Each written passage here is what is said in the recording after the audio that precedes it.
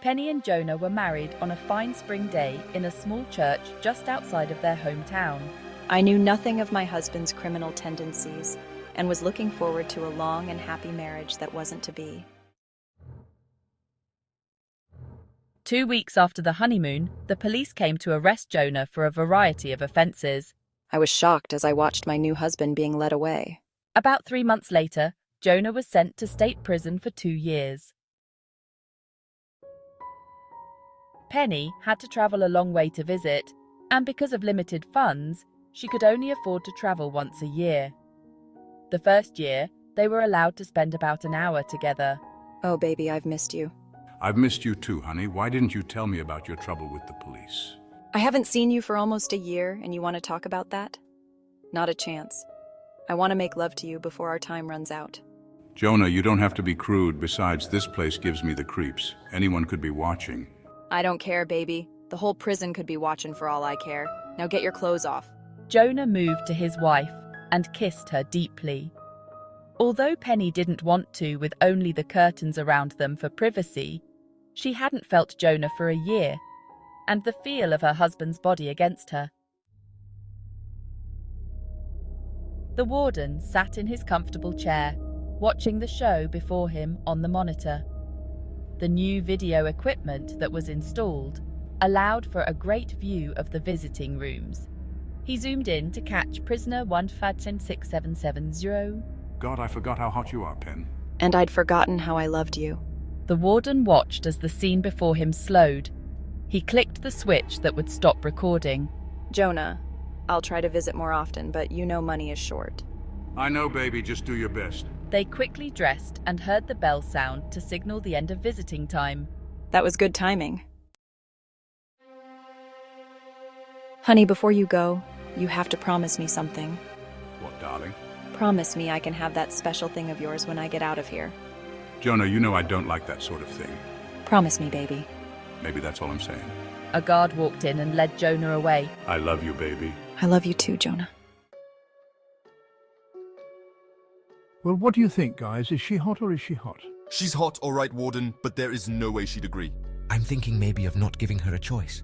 Leave it to me, fellas, and before too long, we'll all have our turn on that sweet thing. The warden began to rewind the video for the 2 senior guards and himself to watch once more. He was going to get this woman, if it was the last thing he did. About 3 months later, Penny received a letter in the mail telling her that her husband, Jonah, had been in an accident and that she should come as soon as she could. She spent every last penny she had, pun intended, and left for jail immediately. She was met by the warden and led into the prison through a back entrance that was a maze of corridors.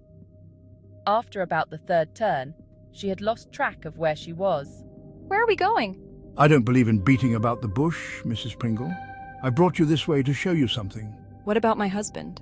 He'll be fine. This is only a short detour. They finally arrived at a viewing window, and the warden motioned for Penny to look. When she did, she was breathless. The scene before her was of a woman impaled on a guy. Penny was glued to the happenings in front of her. Penny could see the pained expression on the woman's face. Oh my God. She felt a hand rubbing her. For a second, she closed her eyes and was about to let things continue, but she heard the woman through the glass screaming. When she opened her eyes, she saw the woman's pained face. She wasn't going to let that happen to her. She spun around quickly and asked, What's the meaning of this, Warden? I just thought you may be interested in how young wives get better treatment for their husbands and get to see them whenever they want.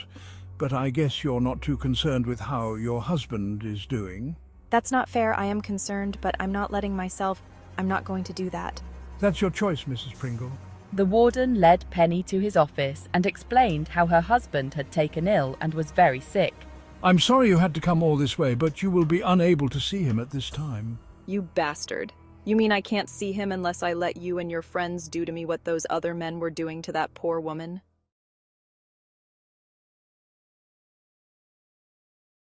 Mrs. Pringle, I told you I don't like beating about the bush, and I don't, but you were given a simple choice and you refused. Now things aren't as easy as that.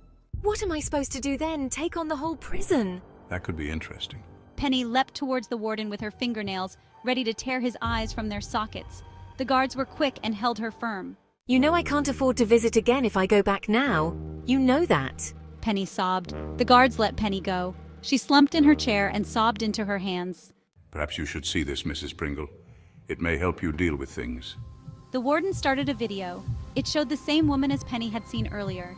She was with a man. At first, she couldn't see the man's face, but when he stood up, she saw her husband's face. No, he wouldn't. It's a trick. Video doesn't lie, Mrs. Pringle. Penny sobbed openly as she watched her husband fuck another woman. She could hear what they were saying, and when the man spoke, she knew for sure it was her husband. Let me enjoy your special place, Dollface. Sure, stud, anything you want. One of the guards moved behind Penny and touched her. Penny didn't stop him. She closed her eyes and sobbed. She felt the stranger's hand push her out of the way and grip her. Her body shivered at the touch as the hand squeezed and rubbed her more roughly. The warden and the other guard began undressing, all the while watching Penny's reaction to having her being touched by a stranger. The guard leaned forward and kissed Penny on the lips. He moved in front of Penny, grabbed her in both hands. Penny's eyes shot wide open, and she stared in disbelief at the man in front of her. She looked around at the warden and the other guard. Her mind was lost in some strange place. All she could see was her husband on the video monitor, and she knew what was happening to her. But she felt helpless to stop it, and in honesty, she didn't want to stop it. She felt the man's lips on her. He gripped her. Penny's eyes locked on the warden. He was much larger than her husband's, and the way he was kept her mesmerized. He moved closer to her, and she knew what he wanted. She looked up into his eyes, and she closed her eyes at the pleasure he gave her. God, she thought, I'm getting loved by two strangers, and oh my God, I love it. Penny felt a little pain. She lay on the floor while the men dressed and rolled over only when the tingling in her body began to subside. Do I get to see my husband now? Sure you do, but I think there are a few others who would like a piece of you, baby. After I see my husband. Oh, don't be silly while you see your husband. What?